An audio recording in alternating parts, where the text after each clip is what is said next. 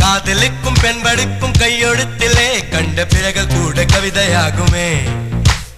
காதல் ஒன்று சுத்தம் கித்தம் பார்ப்பதில்லையே, எச்சில் கூட புனிதமாகுமே. குண்டு மல்லி